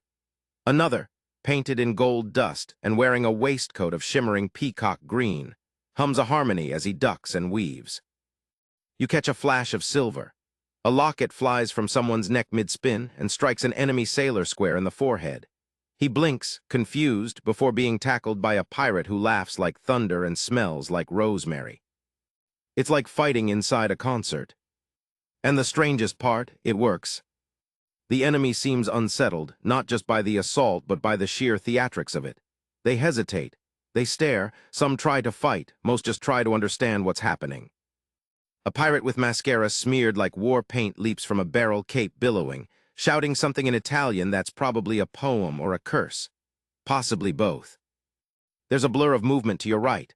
A pirate spinning like a ballerina with daggers in both hands, slicing through confusion with practiced grace. Behind her, the fiddler still plays, perched precariously on a mast beam like a bird serenading a storm. Then, as quickly as it began, it ends. The enemy surrenders. Some leap into the sea, others collapse in shock. One simply lies down and mutters, "What was that?" The music dies with a final strum. A breathless silence follows. And then cheers. Laughter, whooping, not of bloodlust but of release. The adrenaline drains out like tidewater. The pirates regroup, check their wounds, find their hats. Someone hugs the fiddler. You lean against a barrel, heart still racing. A pirate slumps beside you, wiping glitter off his cheek with the hem of his shirt. "We call it psychological warfare," he says. "Looks like confusion, feels like panic, smells like victory." You glance around. The ship has been taken, mostly intact. Minimal blood, minimal fire, maximum theater. There's a quirky tale of a crew that staged mock weddings during raids, complete with music, veils, and rice, just to disorient their enemies. It worked. They looted a Spanish armory while dressed in lace and veil, serenading each other with love ballads. Was it madness? Maybe. Was it genius? Absolutely. The captain appears, surveying the scene with quiet satisfaction. His sword is clean, his boots freshly polished. He plucks a ribbon from the fallen and tucks it into his sleeve without a word. He sees you and nods. First battle. You nod. "Good," he says. "Now you understand." You want to ask, understand what? But you already know. Pirates don't just fight, they perform. Every raid is a production. Every scar a story. Every battle a ballet danced on the edge of death, with the sea as the stage and the stars as an audience that never claps, only watches. You stand slowly. Your knees shake. But your heart sings. Because tonight you survived a storm of music, madness, and mascara. And somehow it all makes perfect sense. The next day your legs ache in places you didn't know existed. You've slept curled on a coiled rope, wearing someone else's embroidered waistcoat and clutching a tambourine like it might save your life. You're not proud of it, but also you've had worse Tuesdays. The crew is subdued this morning. Not silent, just slower, sore, bruised in theatrical places, glittery black eyes, swollen knuckles with painted nails, one pirate hobbling from a twisted ankle while still managing to rebraid the ribbon in his beard. You wander the deck and notice something different. The colors are louder today, ribbons longer, vests flashier, faces rouged a little more boldly than usual. Even Bertha the goat has a new bow tied to each horn. Neon pink, aggressively festive. What's going on? You ask a nearby sailor, who's applying shimmer to his arms with a sea sponge. He shrugs, "Port day. Gotta look dangerous and dramatic." Tortuga may have been the cultural capital, but not every port is friendly. Today's destination, Windward's Drop, a sleepy coastal town known for its sugar cane, smugglers, and very nervous shopkeepers. As you pull into the harbor, you start to understand the philosophy. When pirates walk ashore covered in feathers, satin, and unblinking eyeliner, civilians never quite know what to do. Are you here to rob them? Seduce them? Start a fashion show? The confusion works in your favor. Mainstream historical fact, pirate dress in port was often designed for shock. It wasn't just about standing out. It was about making people uncomfortable in very specific ways. Loud color, rich fabric, bold jewelry, these were signifiers of power in a world that told them they had none.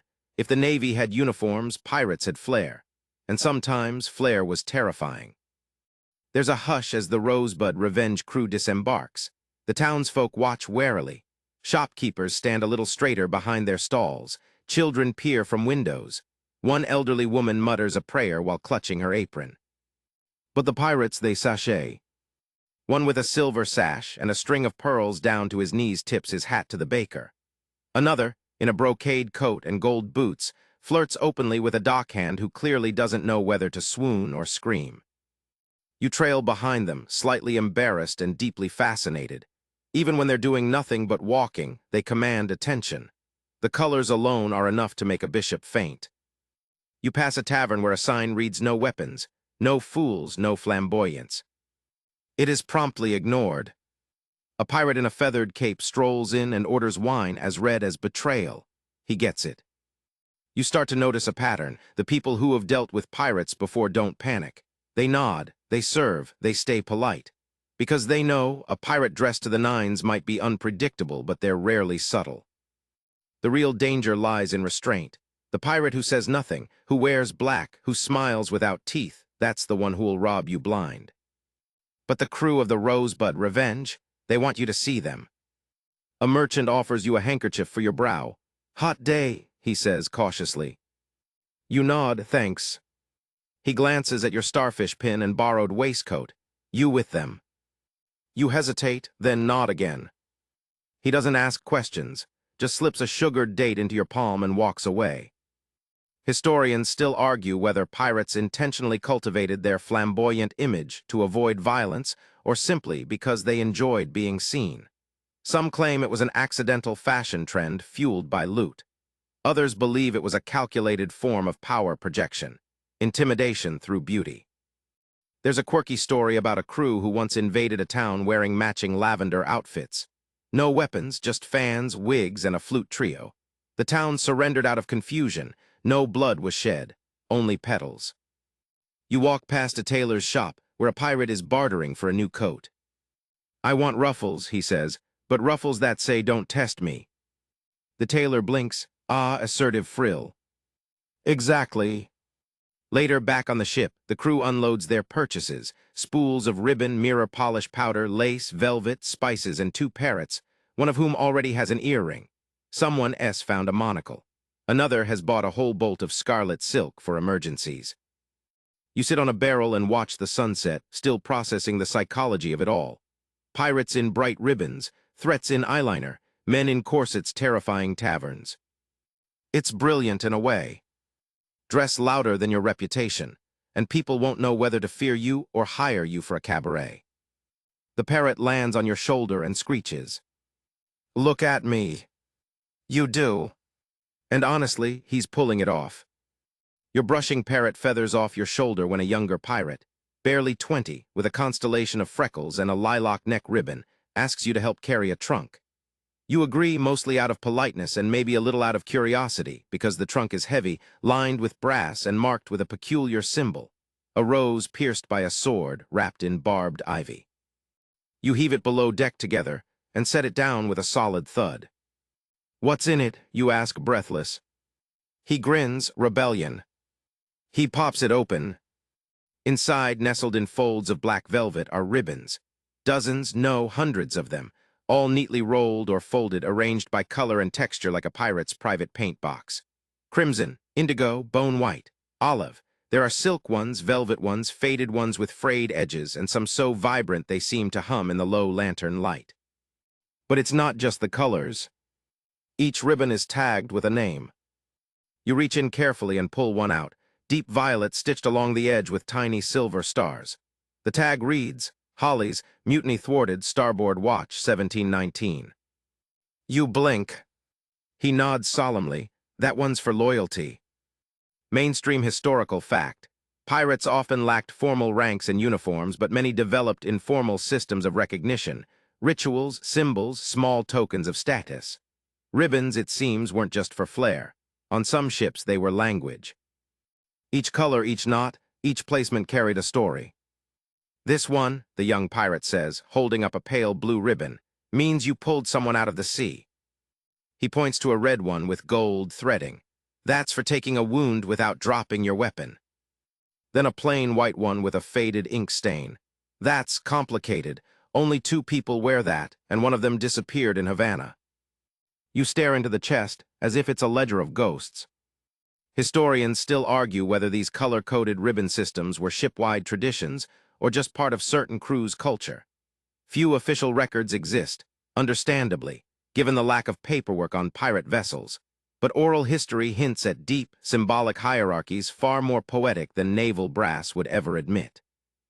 On the Rosebud Revenge, ribbons are memory. One pirate walks by with a green one looped around her braid. "She's the lookout," the boy whispers. "Green means eyes that saved lives." Another passes with a triple-tied black and silver band around his upper arm. "Steered us through a hurricane without cracking," the boy says. "Captain tied it on himself."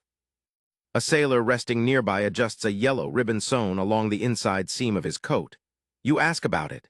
He shrugs. "I don't talk about that one," he says, "but it sings when I move." And now you're starting to see it everywhere. Ribbons not just worn for beauty, but for meaning. They're stitched into sleeves, wrapped around boots, woven into tattoos. One pirate has a series of ribbons tied like a ladder down his back, each knotted differently. "Rank," someone murmurs, "but not the kind that bosses anyone around, just the kind that remembers what they've done." There's a quirky tale about a pirate ship that tried to document its ribbon code in a fashion log, complete with diagrams and meanings. The book was lost in a storm, but pages occasionally resurface in ports, confusing historians and inspiring poets. The boy carefully refolds the violet ribbon and closes the chest. "Some people think we dress like this to be loud," he says, "but half of it's just so we don't forget." You leave him below deck and climb up into the wind. The sunset is coming fast, burning orange over a sea that now looks like molten metal. You scan the deck. You see a blue ribbon flutter from the mainmast, a pair of crimson ones stitched into a waistcoat cuff, a single white ribbon tied to the hilt of a saber. You see stories, wounds, miracles, betrayals, wins. Maybe it's rebellion, like the boy said, against silence, against being forgotten, against a world that never gave them medals, so they made their own. You reach into your coat and find the ribbon you've been carrying for days, the one someone tied to your sleeve without asking. You still don't know what color it is exactly. Blue-gray, maybe, like early dawn or late regret. You tie it tighter, because on this ship, every thread says something. And tonight, your silence is stitched in silver. The sea is calm, too calm. You stand at the bow, eyes squinting into the distance as the waves roll in slow, syrupy ripples. There's a whisper in the wind, like it's holding its breath. Below deck, the crew moves quietly. There's no shouting, no singing, no ribbon-threaded dance-offs. They're preparing. Not for battle, not for port. For promotion. You turn and see two pirates, both seasoned, sharp-eyed, and far too sober, standing at attention beside the mast.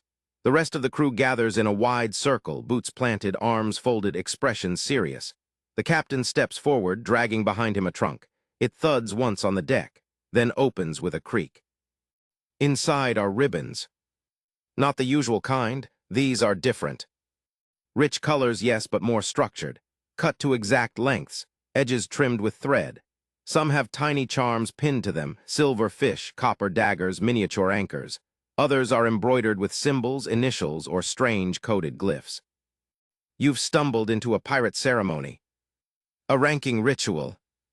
One mainstream historical fact. Despite their chaotic reputation, pirate crews often operated under highly organized codes. Captains were elected, officers could be removed, shares of loot were precisely calculated, and recognition, true recognition, had to be earned. Historians still argue whether ribbon systems like these were used to denote hierarchy or simply as personal flair.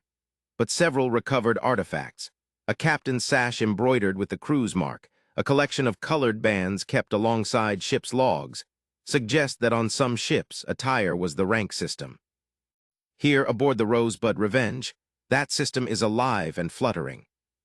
The captain holds up the first ribbon, a rich burgundy with black stitching in the shape of 3 waves. "For Storm Command," he says. He steps toward the first candidate, a woman with a nose ring and a tattoo of a cracked compass. He ties the ribbon around her upper arm. No applause, just nods of respect. She doesn't smile, just stands taller. Next is a ribbon of sea green, trimmed in copper thread. For silence kept when the cost was high. It goes to a pirate with a missing thumb and a haunted look. The crew watches without blinking. This isn't theater, it's memory woven into fabric.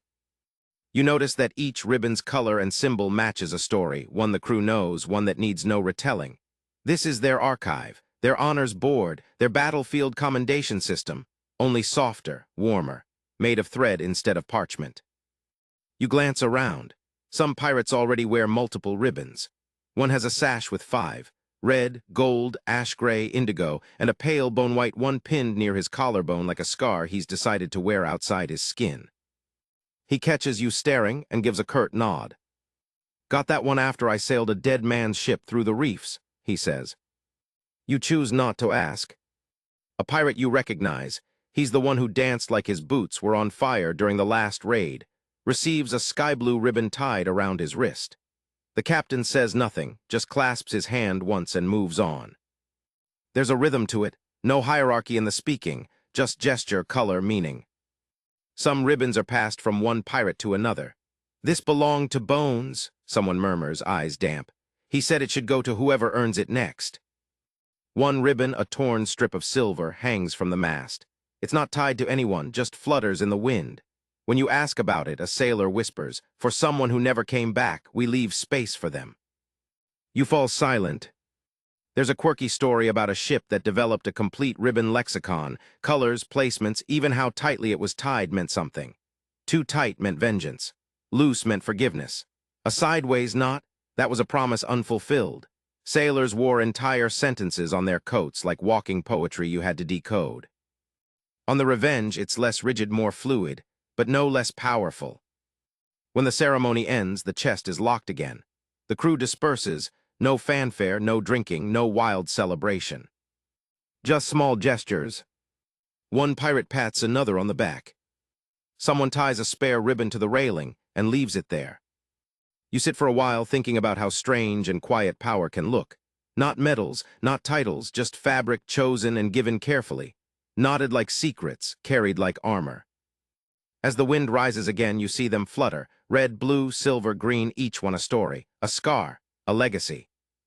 And the pirates, they wear them not to boast, but to remember.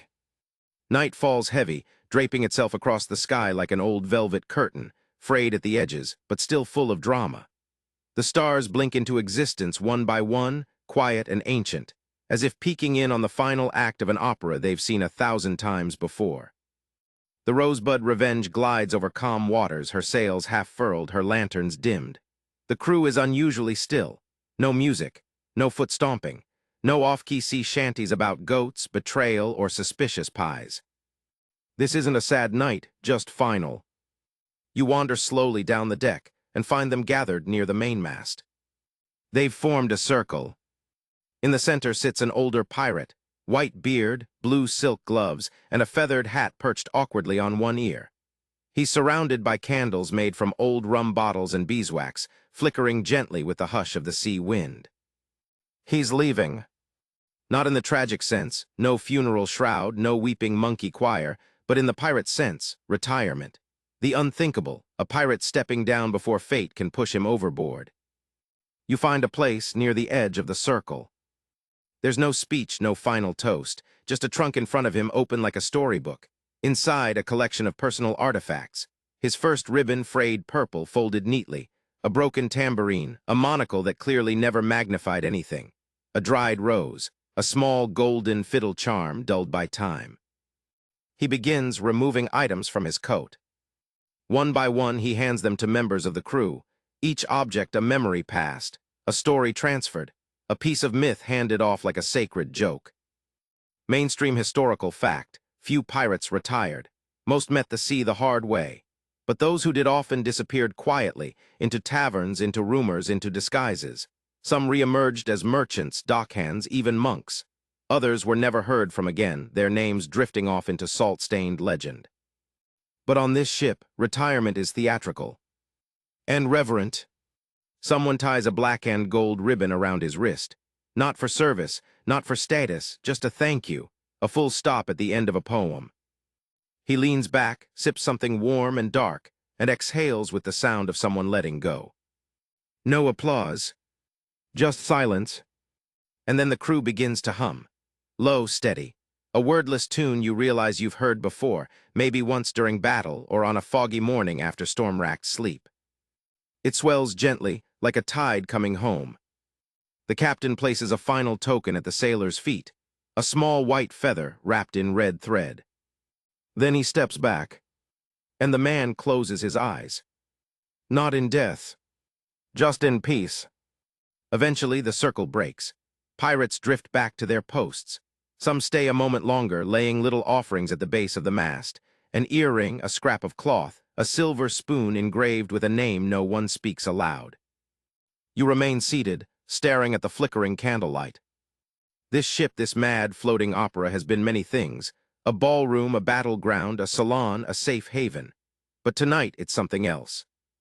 A stage curtain falling. You make your way to your hammock, boots off, hair tangled with salt and candle smoke. You lie back and let the creak of the wood, the hush of the sea, and the memory of distant music cradle you. Above you, a ribbon dangles from a beam, just a scrap torn and knotted, catching the candlelight. You don't know what it means. But it's been there the whole time. And it flutters softly, as if waving goodbye. The ship rocks gently now, slower than before, the sails half closed like eyelids growing heavy. No more music, just the ocean breathing against the hull and the occasional creak of rope in the breeze. The candles below deck have all burned down, leaving soft wax puddles and a memory of warmth. The fiddler sleeps with one hand still resting on his bow. Someone left their boots at the edge of the deck, mismatched and worn, soles patched with pieces of ribbon. You hear someone sigh in their sleep, deep content like a long exhale after a full life. Even the parrot has gone quiet. Up above, the stars are sharper now, not blinking so much as watching. The moon, a lazy coin, hangs crooked over the mast. The air is soft and cool and smells faintly of lavender, old wood, and brine. You tuck your arms beneath your head, feel the sway of the ship like a lullaby written in tides. The kind that forgets words halfway through because they were never really needed. A tune only the sea remembers. All around you ribbons flutter, tied to sails, to railings, to wrists. Silent, still. Each one carrying a story, a joke, a scar, a dance step. They move when the ship moves, and when the ship rests, they sleep too. So you let go of the day. You let go of the music. You let go of the voice in your head, asking what time it is. You are drifting now, softly, gently, out past the edges of memory and story into something deeper, darker, and quieter. There is no danger here. Just waves, and sleep, and the sound of ribbon on wind.